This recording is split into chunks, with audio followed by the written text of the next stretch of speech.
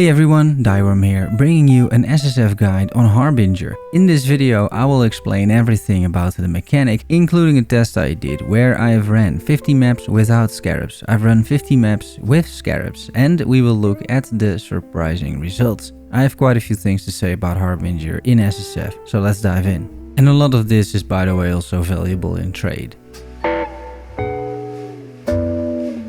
Let's first properly introduce Harbingers. Harbingers are monsters you cannot harm directly, but they summon enemies and you kill the Harbingers by killing the enemies that they summon. Harbingers can drop currency shards, which is mostly why you do the mechanic. It's important to note that currency shards from Harbingers are not affected by modifiers to item quantity, either player or area modifiers. We will get into the loot later. What is interesting with Harbingers is that they do not spawn naturally in maps, unlike most other forms of extra content. You have to make an effort getting them to appear, but fortunately there are plenty of ways to do that. The ominous Arrival Atlas passive skill, the Harbinger map device crafting option, or by using a Harbinger Scarab. We are using all three of those in fact. Harbinger as a mechanic isn't difficult to complete, unlike some other side content. It's rare you get killed by them, although they can overwhelm you in certain cases or melt your PC in other cases. You know, when Intel isn't doing that for you.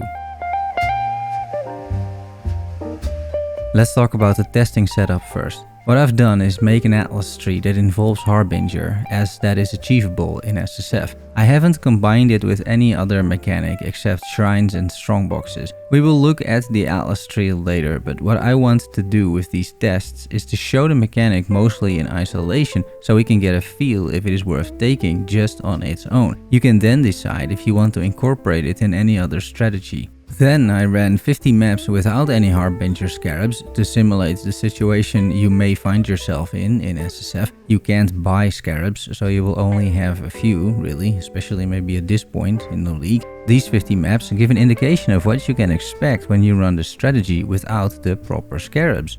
And I completed the test by running 50 tier 16 maps with the proper Scarabs, or at least what I would call the proper Scarabs, and the differences are massive, even bigger than I originally expected them to be. It's night and day, honestly, with Harbinger.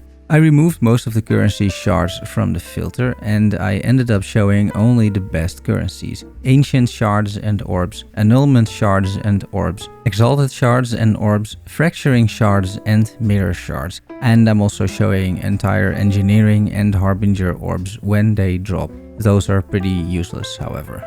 For the map device, we use Harbinger, and for the maps themselves, they're a mix of all sorts of layouts, both closed corridors like Toxic Sewer or open ones like Jungle Valley. For Harbinger, it doesn't matter much, and as quantity and rarity doesn't apply to Harbingers, how the maps are rolled shouldn't matter either for at least the currency shards. But my maps are all rare, corrupted, and have a minimum of 60% quantity.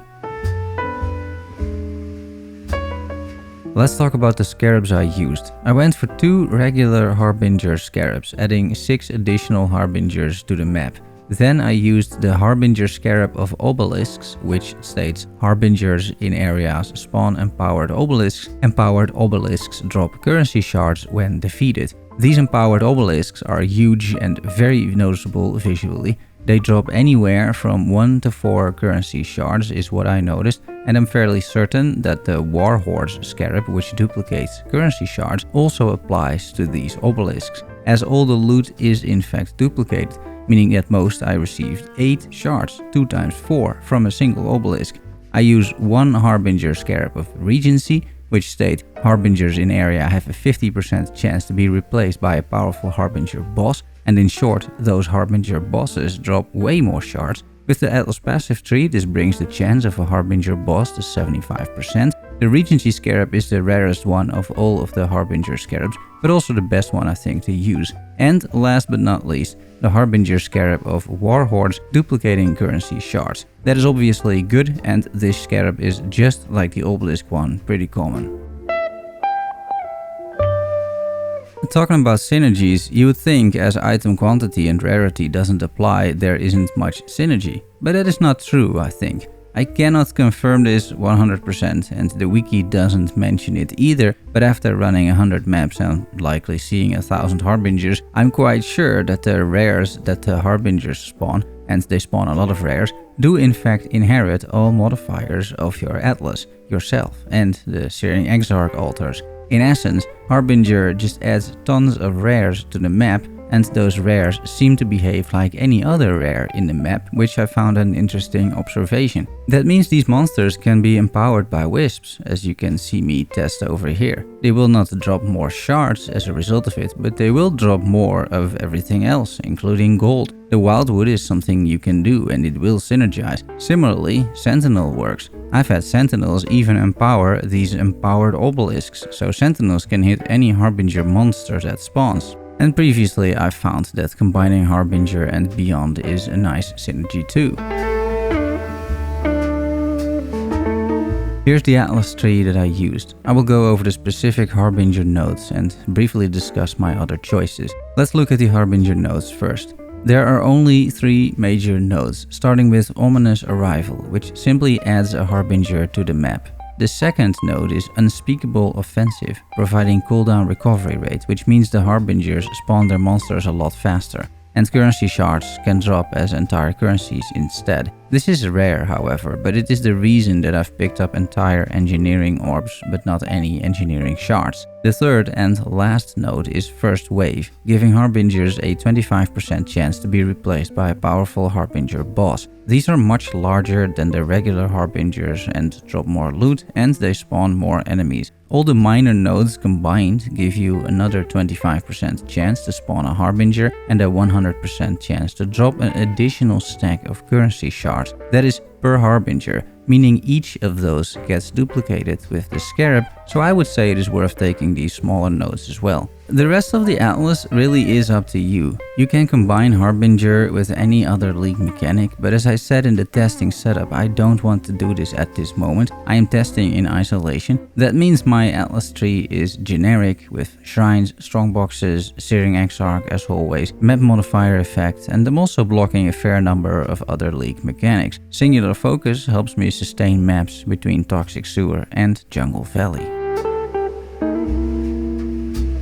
Let's talk about loot, but first a disclaimer. Of course, just 100 maps aren't enough data for definitive proof, but the differences are so huge that I'm confident this isn't just RNG. I've put the loot of the 50 maps without Scarabs and the 50 maps with Scarabs side by side. And these results are, it's quite insane actually. So we have 10 Ancient Orbs without Scarabs versus 129 Ancient Orbs with Scarabs. 10 Annulment Orbs without Scarabs versus 125 Annulment Orbs with Scarabs. 13 Engineering Orbs versus 110, half an Exalted Orb versus 15 Exalted Orbs, and 2 Fracturing Shards versus 2 Fracturing Orbs. It turns out, based on this limited data, you get around 10 times the loot if you use Scarabs, which if you really think about it isn't all that surprising. Without Scarabs, you get 2 Harbingers from the map device, plus another 1 or 2 from the Atlas. Let's say it is 3 for the sake of the argument in total.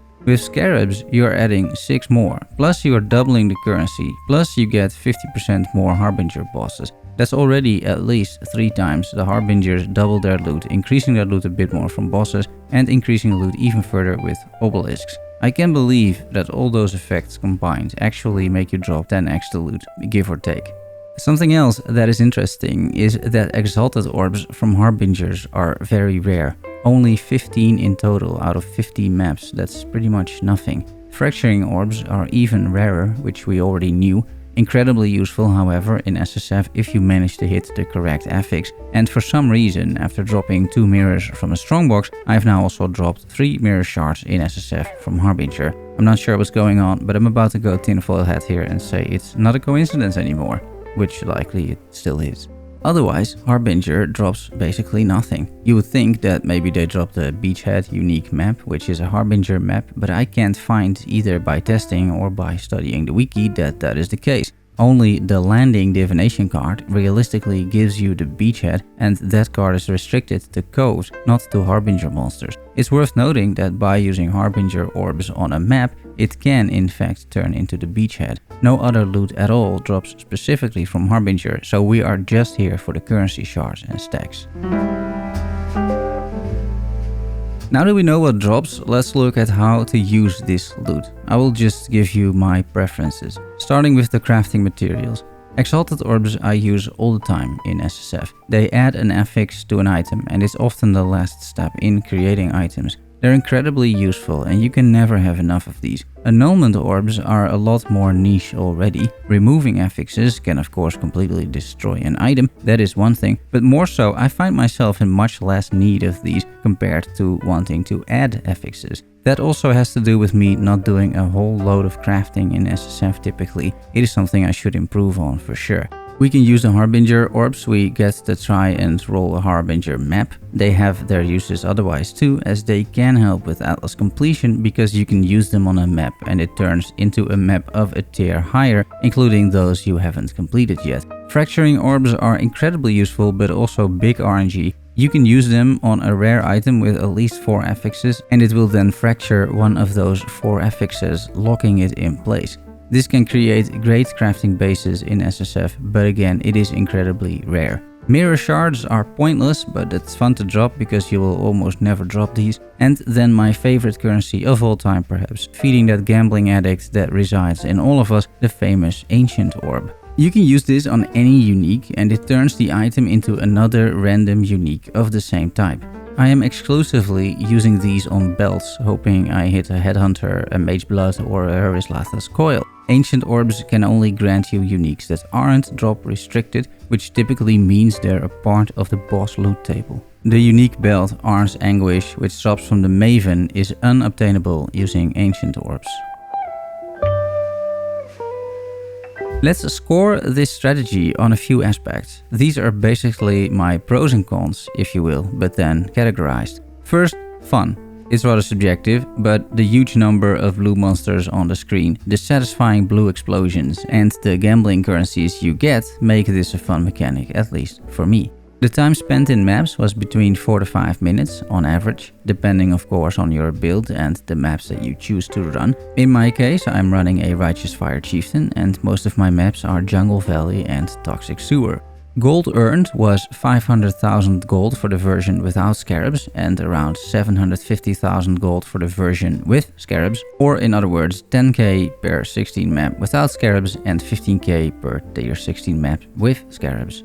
Rippiness or survivability? It wasn't rippy at all. I leveled to level 100 using this and a breach strategy, which I will get into shortly. I'm still running that test in parallel to this one, so that will be likely one of the next videos.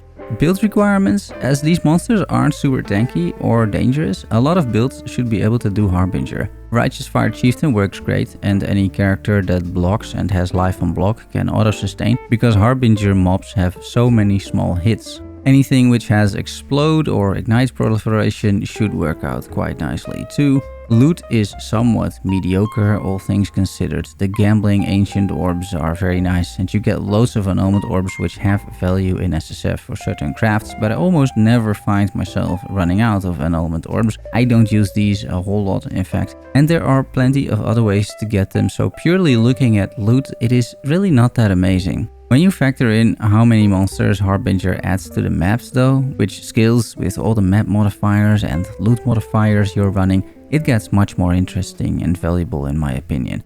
Finally, the SSF value. This is, again in my opinion, the best source for ancient orbs and maybe for annulment orbs too. Those you can easily farm using Harbinger.